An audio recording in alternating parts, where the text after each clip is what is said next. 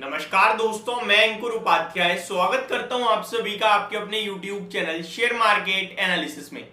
यहां पे आप सभी के साथ बात करूंगा एक बार फिर से रेलवे स्टॉक्स ऊपर से करेक्ट होते हुए दिख रहे हैं।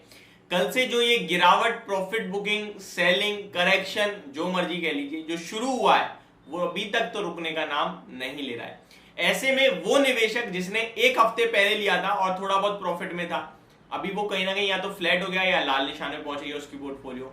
जिसने एक महीने पहले लिया है उसका प्रॉफिट अगर थोड़े दिन पहले 100% का हो रहा था तो अभी केवल 70% का रह गया है। अब ऐसे में क्या करें क्या ना करें, इसको समझने की, जानने की कोशिश करते हैं। मोस्ट इंपॉर्टेंट थिंग ये है कि भैया गिर क्यों रहे हैं शेयर, हुआ क्या है अचानक से, कौन सी चीज अचानक से बदल गई है जिसकी वजह से ये शेयर टूट रहे हैं।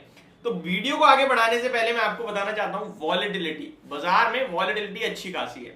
निफ्टी कभी 20,000 हो जाता है तो कभी 20,020 हो जाता है तो कभी 19,960 हो जाता है। यानी ये 50-60 पॉइंट के दायरे में निफ्टी कहीं ना कहीं झूल रहा है। वहीं स्मॉल कैप और मिड कैप की बात की जाए तो यहां वॉलेटिलिटी अच्छी खासी है। स्मॉल कैप इंडेक्स शुरुआत के 20-25 मिनट में 1% ऊपर था, उसके बाद गिरना शुरू हुआ, लगभग 0.7% तक गिरा और अभी लगभग आधे परसेंट नीचे है। मिड कैप इंडेक्स 1% तक टूट गया था, अभी लगभग 0.86% की गिरावट है। मार्केट ब्रेथ आज भी थोड़ी सी खराब साइड पे ही ज्यादा दिख रही है। एडवांस शेयर 775 शेयर्स पॉजिटिव है तो उसके सामने 1208 शेयर्स नेगेटिव देखने को मिल रहे हैं आपको। हालांकि आज सेक्टर स्पेसिफिक काम ज्यादा हो रहा है।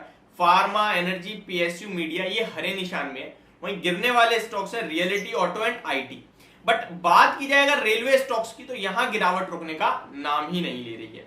आज के सेशन में आईआरएफसी 6.5% टूट के 77 रुपए पे आ गया है। अगर आप देखें तो कल इस स्टॉक ने अपना लाइफ हाई लगाया है 92 रुपीज के समथिंग का।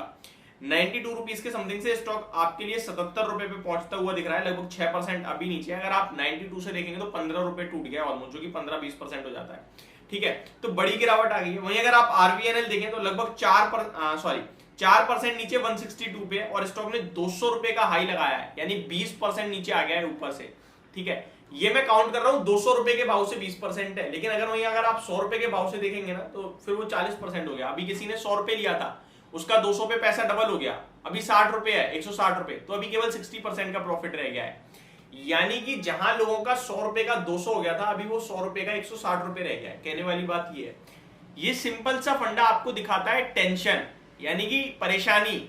आप ये कह रहे हो यार मैं इससे अच्छा वो भाव पे बेच देता तो सही रहता, अभी नीचे आ गया है मेरा शेयर, एक बार दोबारा आ जाएगा मैं बेच दूंगा। आप इस तरीके का माइंडसेट भी बहुत से लोगों का बन रहा होगा। आगे बात की जाएगा टीटागढ़ वैगन्स की, माफ करना, टीटागढ़ रेल सिस्टम, इसका नाम चेंज हो चुका है, मेरे मुंह से पुराना नाम निकल गया है। टीटागढ़ रेल सिस्टम लगभग 6.25% नीचे देखने को मिल रहा है आपको। 718 रुपीज के लेवल्स पे करंटली स्टॉक आता हुआ दिखा है। 48 रुपीज गिरकर ट्रेड करता हुआ दिख रहा है ये शेयर आपको। बात की जाए इरकॉन इंटरनेशनल की तो वहां भी आपको आज एक बार फिर से गिरावट आते हुए दिख रही है, लगभग 5.5% की गिरावट है। अब आप कहोगे भाई ये तो हमें भी दिख रहा है, मार्केट में स्टॉक्स गिर गए हैं, अब करें क्या ये बताओ। तो इसको समझते हैं। पहले आपको बाजार समझना होगा। ये सब चीजें समझने से पहले जिन लोगों को लग रहा है ये गिरावट है, गिर गए, मैं तो फंस गया, परेशान हो गया, उनको मैं कहना चाहूंगा भैया ये वो शेयर है जिन्होंने आपका पैसा 5-5 गुना कर दिया है। RVNL, IRFC, Titagarh rail system या फिर इरकॉन इंटरनेशनल, ये अभी थोड़े दिन पहले, 6 महीने पहले और आज के भाव में कंपेयर करो तो 3 गुना 4 गुना हुए पड़े हैं, और कुछ कुछ तो 6-6 गुना हो गए हैं। तो यहां पैसा बना है, फंसाया नहीं है इन्वेस्टर्स को। अब अगर आप ये देखो कि ऐसे जा रहा है शेयर और वो ऐसे आएगा ही नहीं, ये इम्पॉसिबल है। ऐसे जाएगा तो ऐसे आएगा। जो बाजार की तेजी में भागता है वही बाजार की गिरावट में गिरता है। जो बाजार की गिरावट में गिरता ही नहीं है ना, वो बाजार की तेजी में चलता भी नहीं है। एक एग्जांपल से समझाऊं तो यूपीएल, पूरा निफ्टी ऊपर चला गया, शेयर ऊपर नहीं गया, पूरा निफ्टी नीचे आ गया, वहीं का वहीं पड़ा रहेगा अगर नीचे भी जाएगा तो। अब यहां पे क्या करना है ये सबसे इंपॉर्टेंट हो जाता है। तो इस मामले में मैं आपसे सिर्फ यही कहना चाहूंगा कि अगर आपके पास इनमें से कोई भी स्टॉक है तो ये लॉन्ग टर्म स्टोरी है। अगर आप आरवीएनएल की बात करो, 65,000 करोड़ की बुक वैल्यू है इस समय, सॉरी ऑर्डर बुक है, और कंपनी के पास जो सेल देखोगे बीते 12 महीने की वो 21,000 करोड़ की है, तो 3-4 गुना तो इनके पास ऑर्डर पड़े हैं इस समय।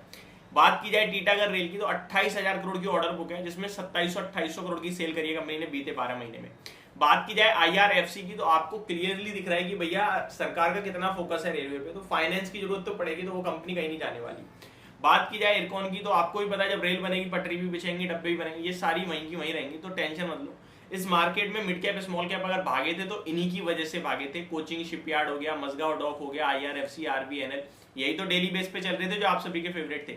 अब 2 दिन में अगर करेक्शन हो गई है मिड कैप स्मॉल कैप में तो यही तो गिरेंगे।